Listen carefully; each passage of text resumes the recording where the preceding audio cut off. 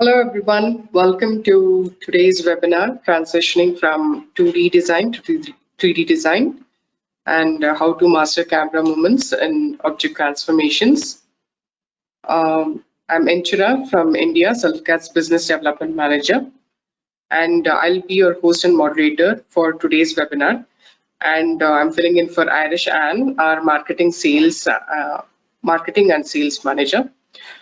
Before we start, I'd like to go over a few items so you know how to participate in today's event. Please note that you are in listen-only mode throughout the webinar, but you can engage with us using the chat pane of the control panel on the right-hand side of your screen. We encourage everyone to say hi in the chat box so we know which part of the world you're watching us from. You'll have the opportunity to submit your questions to today's presenters by typing your queries into the questions pane in the control panel. You may send in your questions at any time during the presentation. We will collect these and address them towards the end of the webinar.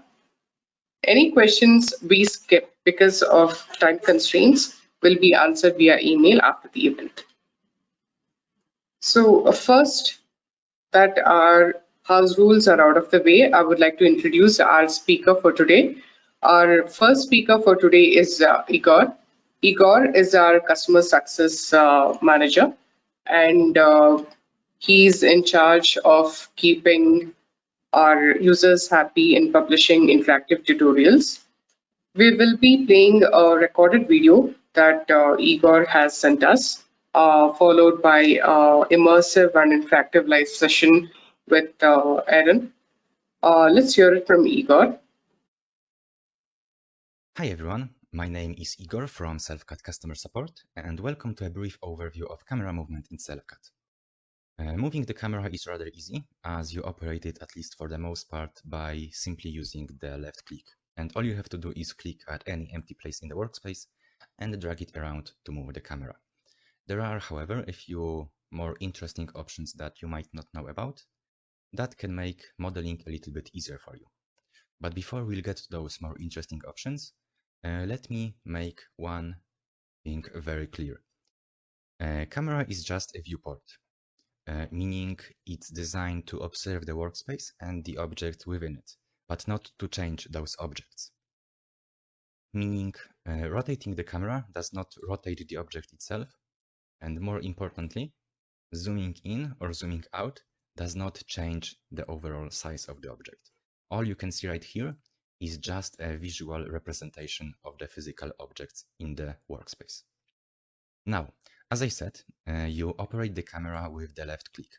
I know that some of you who came to us from other applications might be used to using the right click for moving the camera, but as of now, it does not work in our application.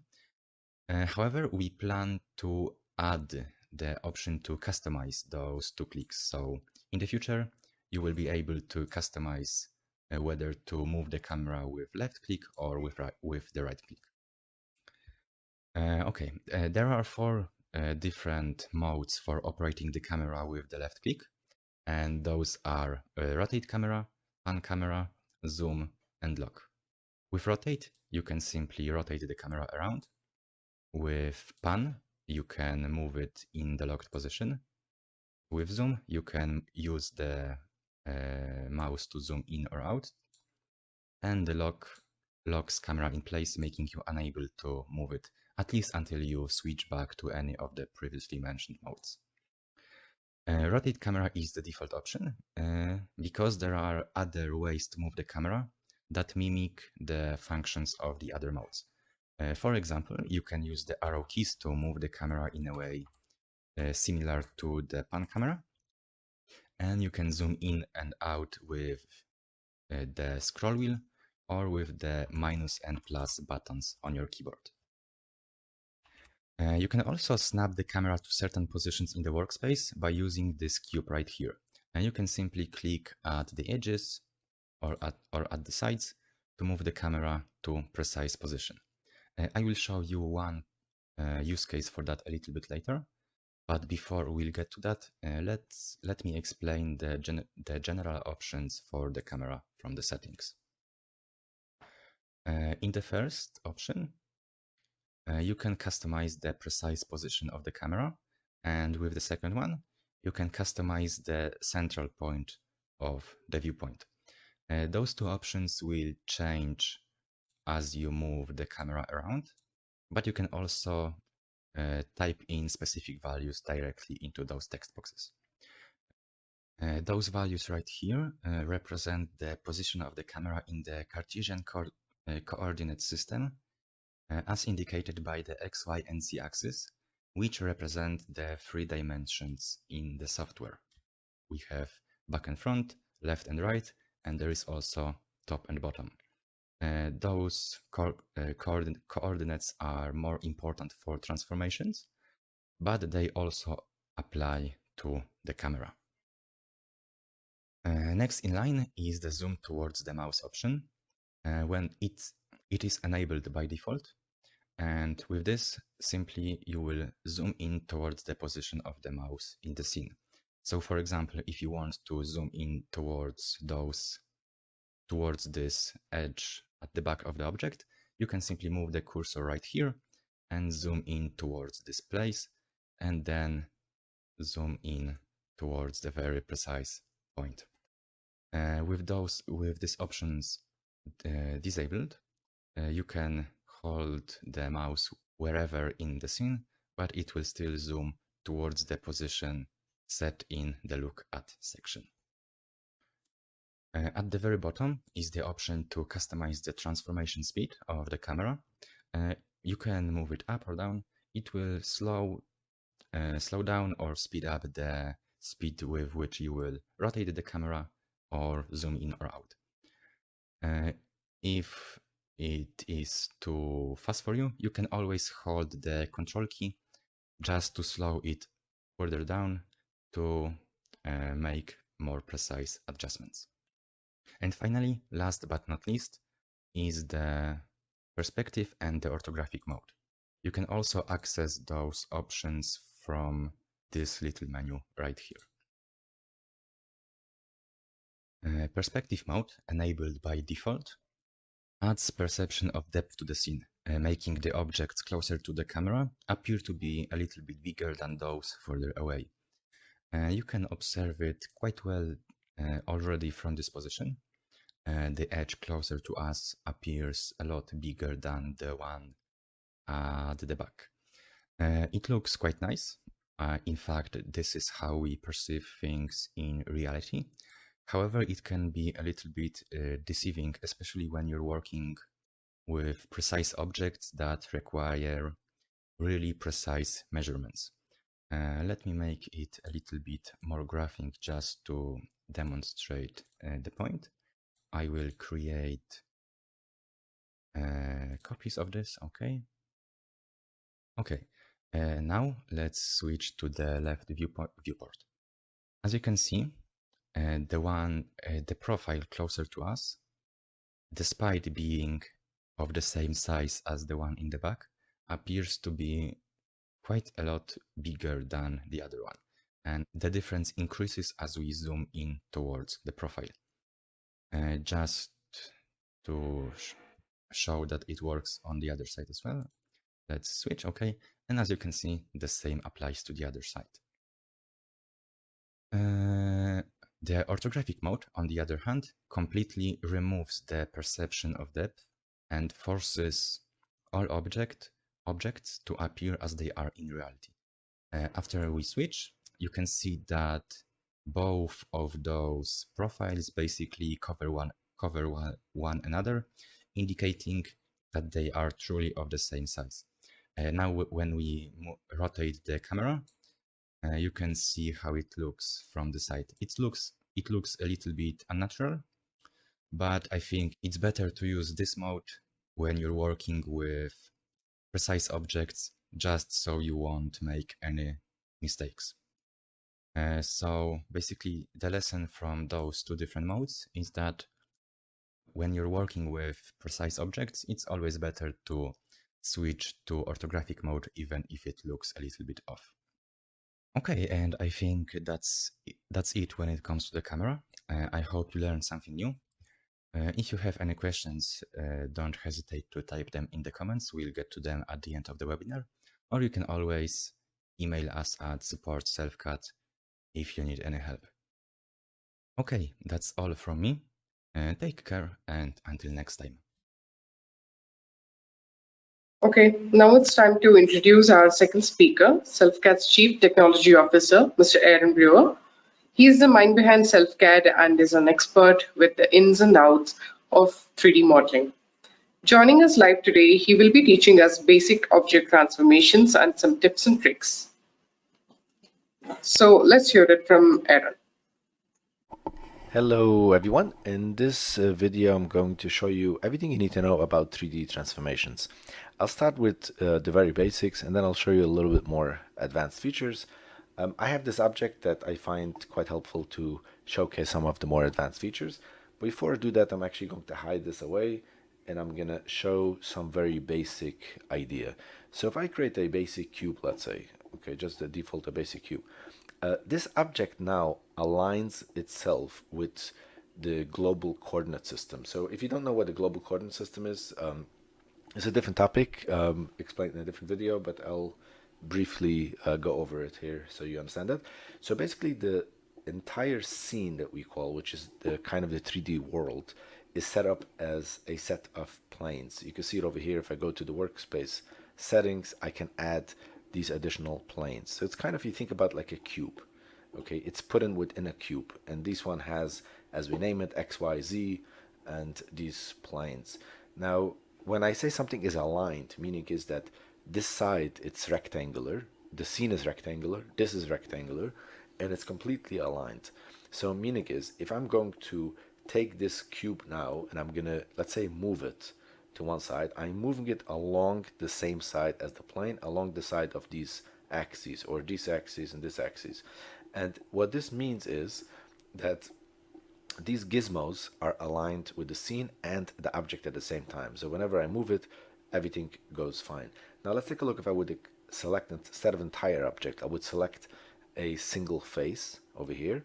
If I'm going to move it, I will stretch it, because I move only one face. Naturally, you're stretching it, but it's not deforming. If I'm going to move it in a alternative side, let's say I'm going to move it on this side over here, obviously I'm deforming it because I'm, stretching it on the side. But if I will select, for example, this face and I'm going to moving it, I will stretch it without deforming the object. Now, this is one thing that I want to show, and I'll show in a minute how it's different when it's not aligned. The other thing that I want to show here is that if you take a look at the size of this, I took a default cube which is 100 by 100 by 100. It's completely rectangular. Now, if I'm going to rotate this object, simply rotating it, regardless which way I rotate it, if you go back to the size, you'll see it's 141.4 over 141.4. So what happened? The object has not changed the size. The object is still the same size. In fact, I can measure it and you will see that it's still the same size. If I measure from here to here, you'll see still, okay, it shows you 99.98. I guess I didn't click the exact, but it's still the same size on each of these sides, and 99.98.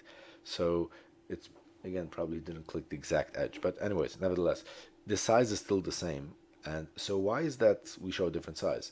And the reason here is, what if you zoom in, you can see this box that we show over here. If I deselect, you see it goes away. If I select, you see this box over here. And this is called a bounding box, which, as the name suggests, it's kind of like bounds the object. So if you think about in real world, if you have a box 100 by 100 by 100, and you put it in a tight box, and you put it in straight in a very tight box, the box has to be the exact same size, maybe a tiny bit more for friction to put it in. But other than that, it's basically the same size.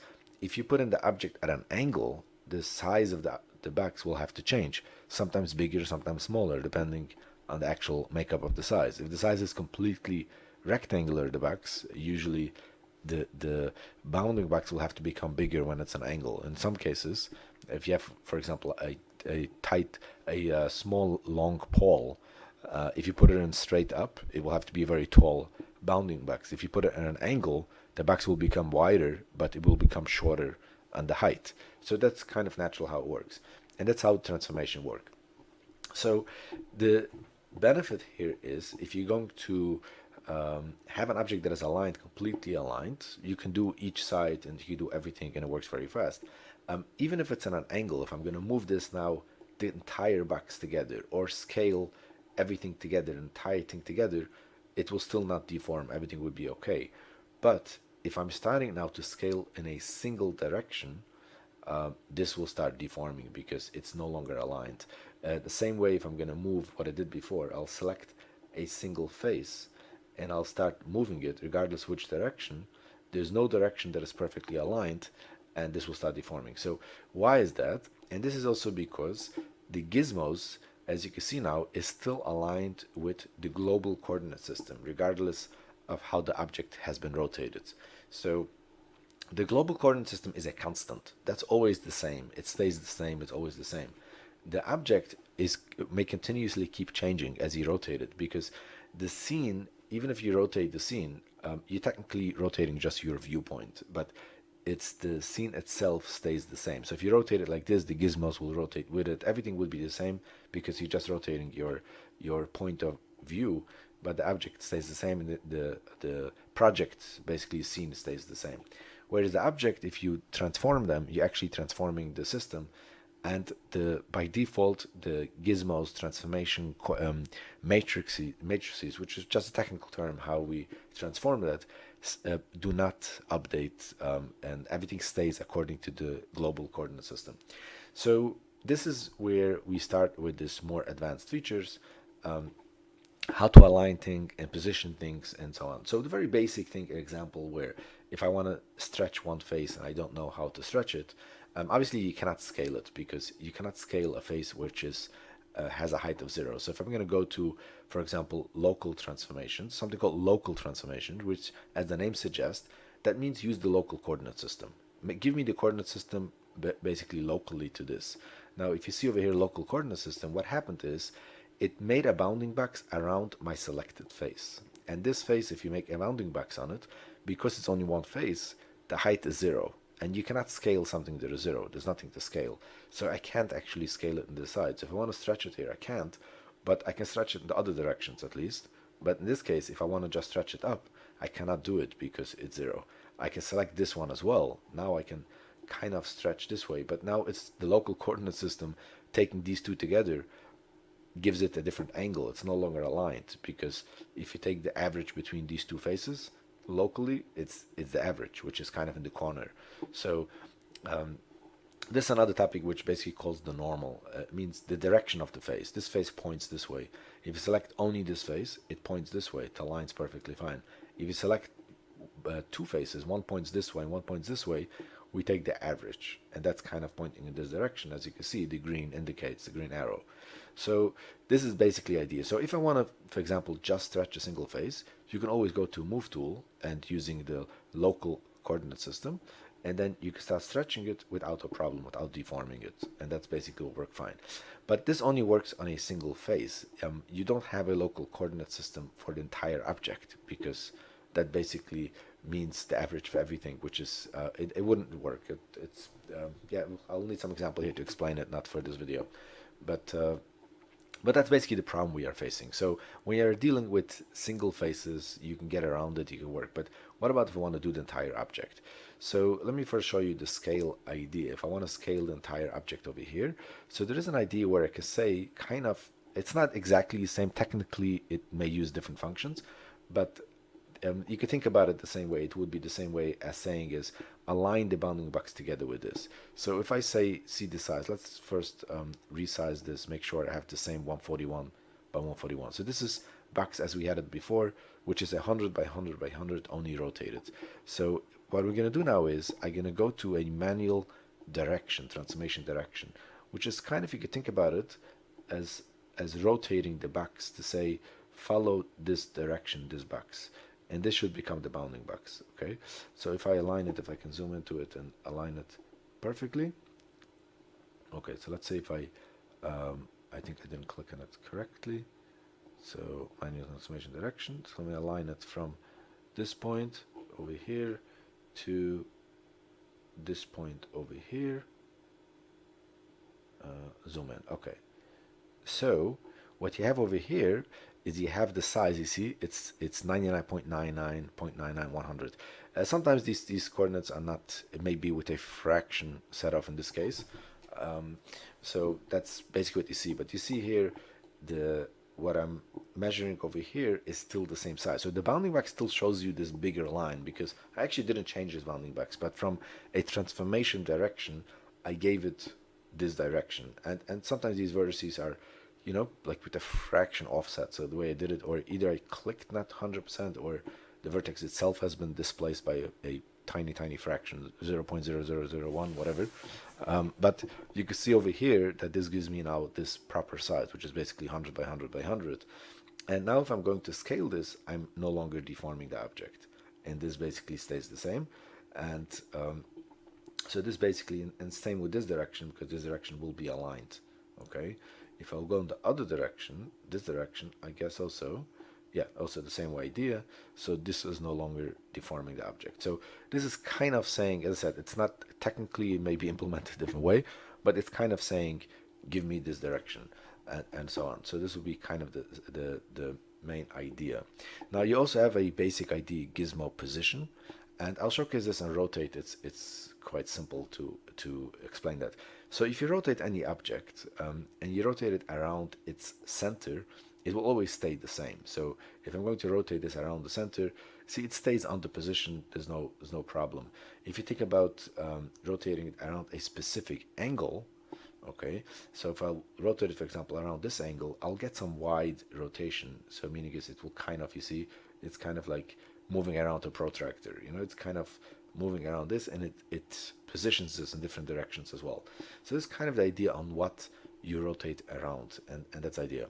And you can do all of them regardless if you have a selected face or selected object, which part, whatever you're doing.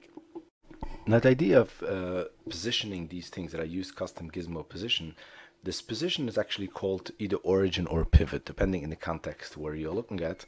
And you can choose manually. You see now it shows manual because I use the manual gizmo position, or you can choose from a drop down to position them. There's some other features over here, but I think it's time to move on to a more practical example where I can show you the more advanced stuff. So I'm going to showcase back the object that I have over here. And what I'm going to do actually is I'm going to displace everything and show how you can construct all of the pieces together. Before I displace them, I want to show you that if I'm going to move this outside, let's say move it over here, it will jump back because SelfCAD constraints everything. It was explained in the Cartesian coordinate system that we keep everything within the bounding box from the scene, making sure that object is not lost, it's easy to manage. So if I want to displace everything, the easiest way would be is to increase my workspace size, so I have room to position everything differently. So I'll make a big workspace over here, and I'm going to move everything out of the way. Okay, just let's say move it up, and then I'll switch object. I'll select, let's say, this particular object, and I'm going to do actually what I'm going to do here. I'm going to move it away, plus I'm going to rotate it so it's no longer aligned with this angle. So let's give it a different angle. So now I'll have a challenge to reposition it on a different angle.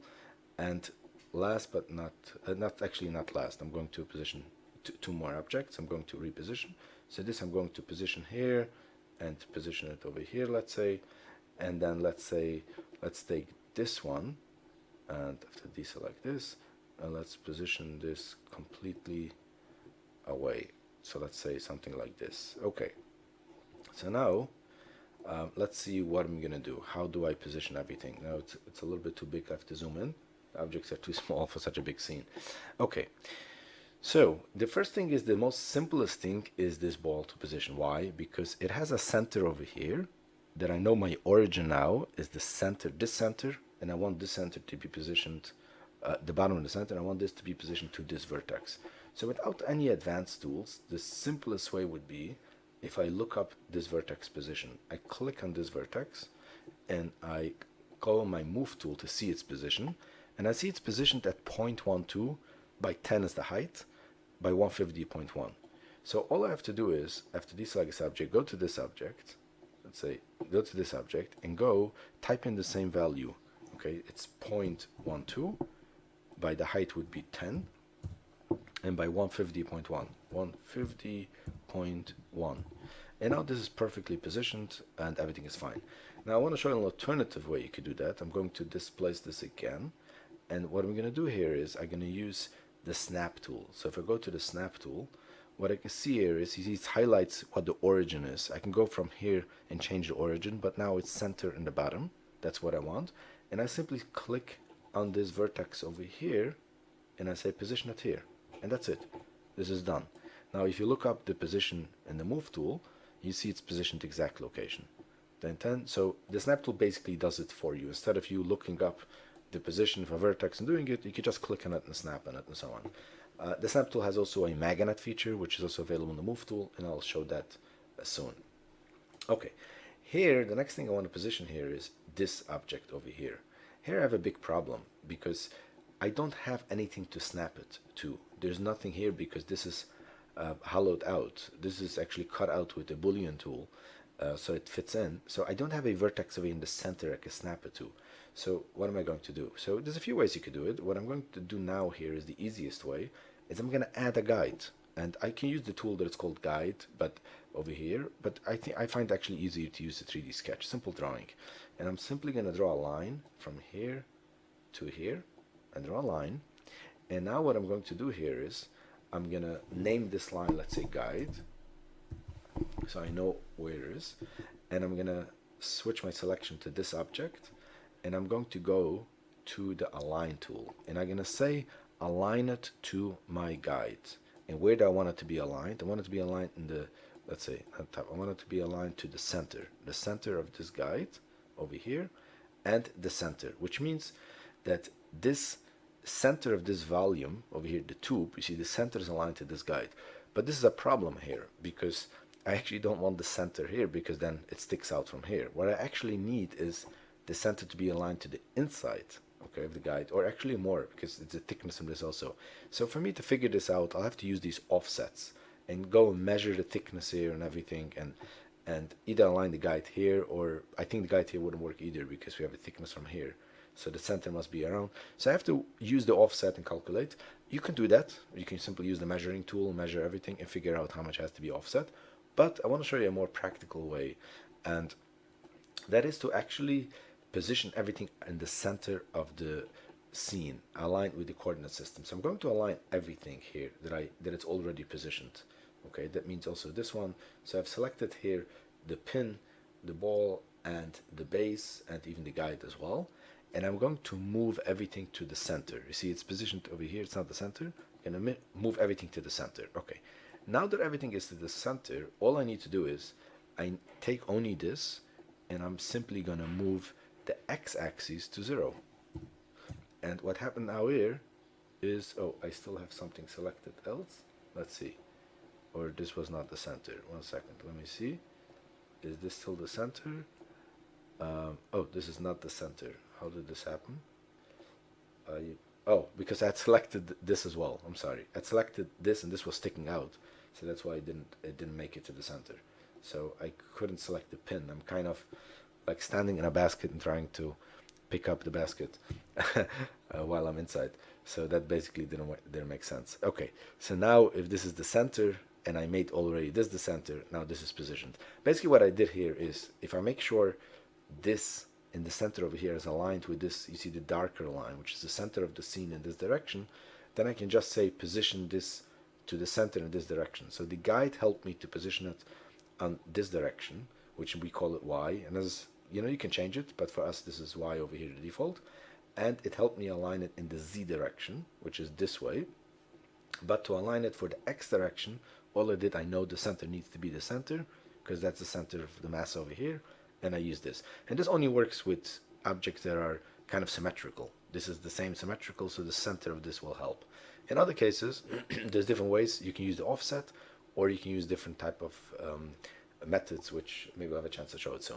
Okay, so the next thing that I have here is I need to position this, and this will give me a much bigger challenge, because now not only I don't have a center to position it to, this also doesn't have a center. Okay, so you can do the same trick. Basically, you can just draw a line over here, add a guide. So I'm going to draw a line from this point, let's say to this point, and The problem here is that I don't know if this is the center. You see, I don't really know if this is the center. I need to draw it with exact precision. So what I'm going to do, instead of drawing it with exact precision and figure out maybe I don't have the exact position, I'm actually going to turn on the vertex selection, and I'm going to select here all of these vertices.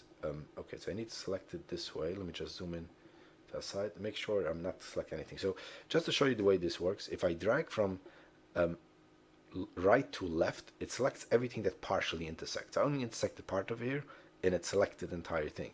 If I drag left to right, it only selects things that completely intersects. So over here, nothing completely intersects, it doesn't work. So what I'm going to do here is I want to select only things that completely intersect, which means only the circle over here. So I have this circle selected, okay, and it's actually more than the circle because the entire inside. So if I make it orthographic view, I can manage to get only the outside circle. Now you can do it different ways. I may be showing a more advanced, difficult way, but just to show you this use case as well. So I'm going to drag now, select here, and I'm going to make copy. And you see I copied only my circle. So let's go back to the regular view, click home, so I see the normal view, but I already have this circle over here copied. Now what I'm going to do here is I'm going to draw a line here, and I'm going to simply align it with this circle. So I can go over here to my drawing, and I can draw a line, let's say from here to here, but I can say, or try to make it more straight even,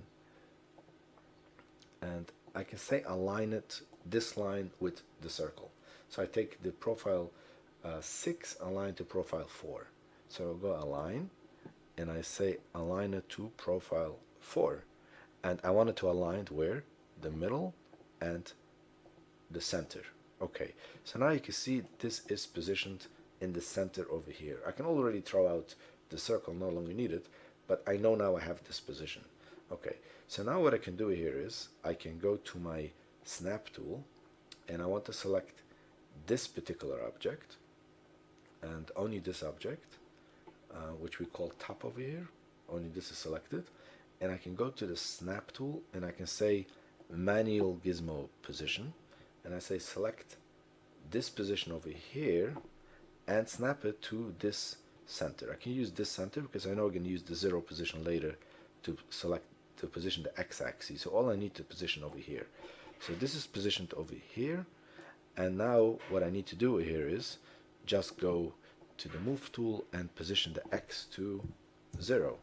So we see this is positioned perfectly fine. Now again, you can overlap with the align tool, with snap tool, which way it works, but you can see this is what gets done over here. Okay, last but not least, we need to position this particular object. And how do I position this? And this is where we're going to use, as we call the bit over here, I guess, yes.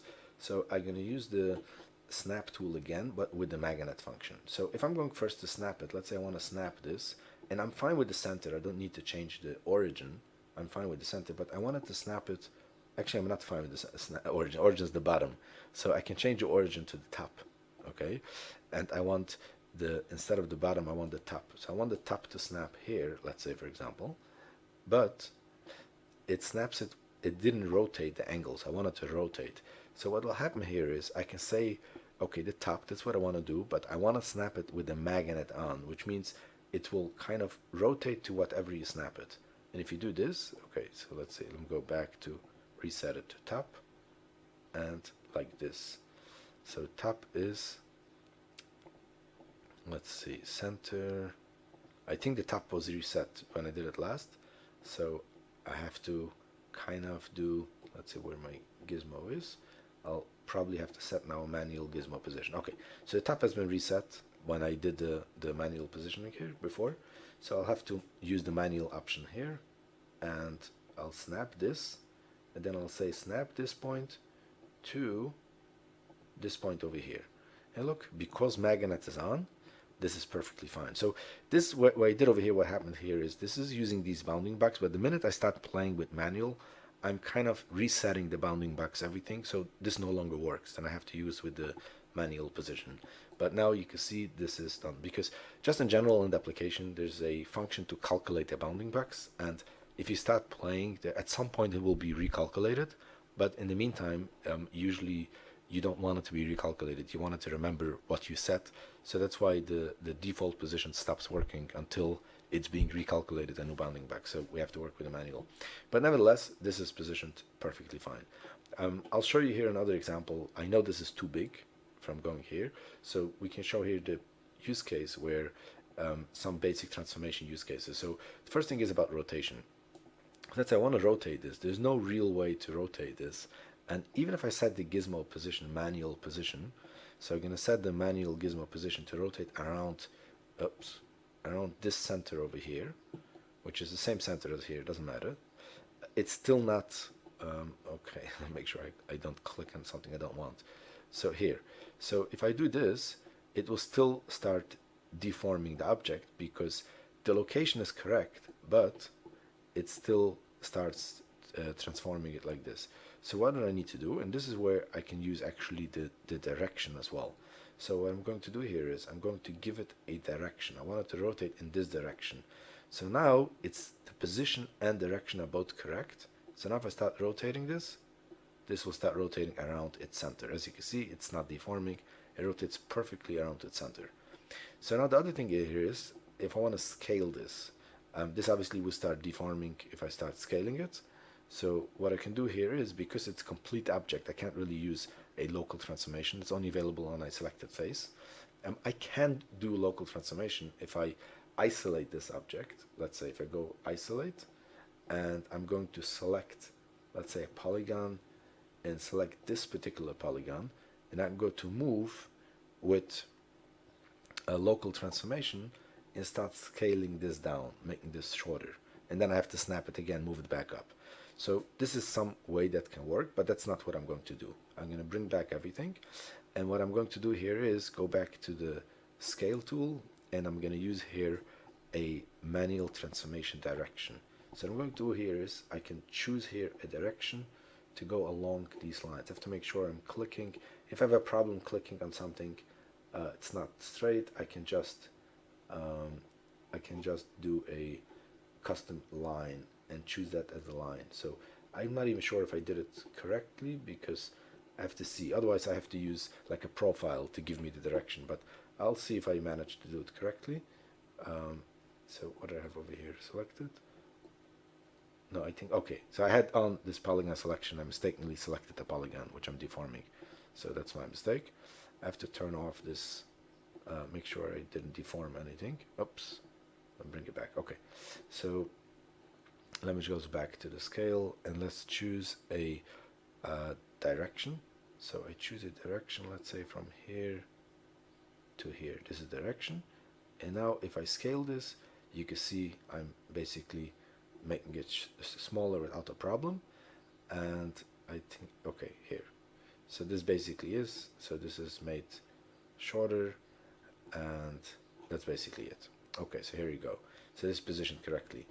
Now I want to show you the rotation around something, where another example where I can take these two things together, and I'm basically going to rotate around this position, which will allow me to move this without deforming. So if I'm going to move it now, obviously I'm moving it away from position. So here what we're going to do is a manual position and just choose this center point over here and position it. Okay, and move it over here. But here you can see once I move it down, you can see two problems. The first problem is, how do I know exactly to make this flat, to make this straight? That's one thing. And the second thing is, I see this is actually not positioned correctly. It's not the center over here. How do I know to position it on this center over here? This is not, and also to make the exact size over here. This is not properly positioned. So this is what I'm going to show you now, actually some tricks. It's not really transformation, but it's just general kind of modeling tricks, how to do this type of stuff. So over here, this is kind of a workaround trick. You can do it other ways, but this is the fastest way that I find. I select this edge over here and I make a copy. Actually, I make two copies of it. I make two copies and I take the last copy, which by default, the last copy you made is selected. I go to a flatten tool and I simply move this down, flatten it down to the bottom. What happens is the flatten tool works also with the coordinate system. So it makes sure it flattens it until it's the lowest level. So this vertex was here at this point, when I flatten it, it makes sure that all these vertices become to the same level. So what happened now here is I take these two, and I'm going to isolate this for a second. So what I got over here is a perfect edge to measure my angle. I'm going to reset my workspace size. It's just too big. I no longer need this. So I'm just going to reset everything just to make it easier to see. And what's happening now here is I'm going to go to the measurement tool, and I'm going to measure an angle, not the length. I need the angle over here. I'm going to measure the angle from here till here, and that's 35.02. Or if you measure the other side, it will be the opposite of it, which is 324. I'm sorry, 0.98. 324.98. Okay, so now I can hide these away. I no longer need them. Oops, actually I need to show all, and I can hide just these profiles. I no longer need these profiles. Actually, no longer need this profile either. None of the profiles. I can actually delete all of these profiles. Just delete them away. Okay, so what I'm going to do now here is I select these two things, and I'm going to rotate them by 324.98. And this is perfectly straight, but it's not in the correct position because I need to first make the gizmo position to the center over here. On this center, if I can make sure to get it correct, and the center.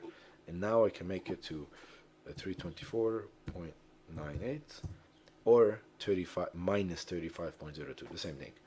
And this is positioned here correctly. We know this is straight, and that's it.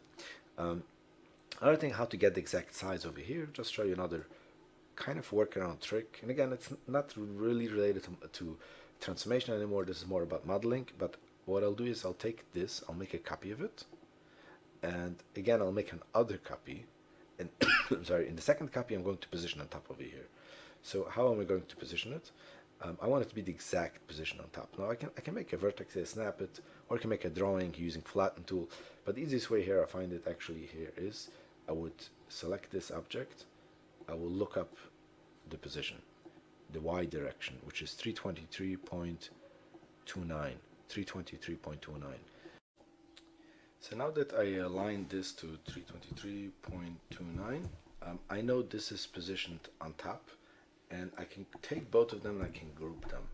So what happened now here is I have this group, so I can look up, first of all, I'll look up the size of this object. So this is 307.29. So what I'm going to do here is I'll take this object, that we call bit, and I'll size it the same way. Okay, which is 307.29. So I know this is the exact size. Now obviously it's not positioned yet correctly, and now I'll align it to this group object, that I'm going to align it to the middle and the center. And this is basically aligning to the middle. Why do I need the middle? Because this object is, if you remember, its entire height has one on top over here and one on the bottom. So I wanted to align in this center of this object to be aligned to the center of this group, which is perfectly fine, but also the center in the other direction. So it's simply middle in the center. This is the origin, and this is, I took the same size, so this is perfectly sized. Obviously, if you wanted to intersect, depending what you're going to do, you can make it a bit bigger, but now this is perfectly positioned, and this is how you do that. So I hope this was helpful. Watching this and practicing it with some practical examples, I guess will help you learn all of the basic and advanced transformations. Okay, until next time, take care, bye.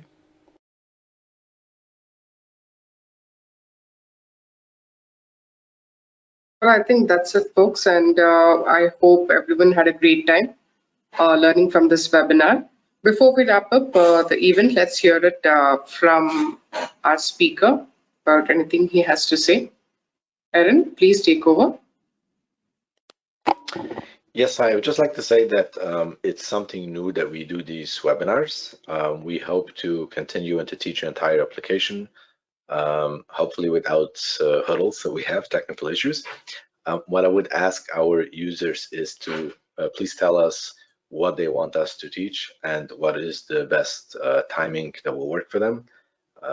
We try to make them live. We can also make recordings, whatever works for them. But if we get a group of people, of let's say 20 people or so, we can customize any time that they want and any topic. And hopefully we can, in probably a series of not more than 5 to 10 maximum webinars, we can teach the entire application and anyone can master it with that.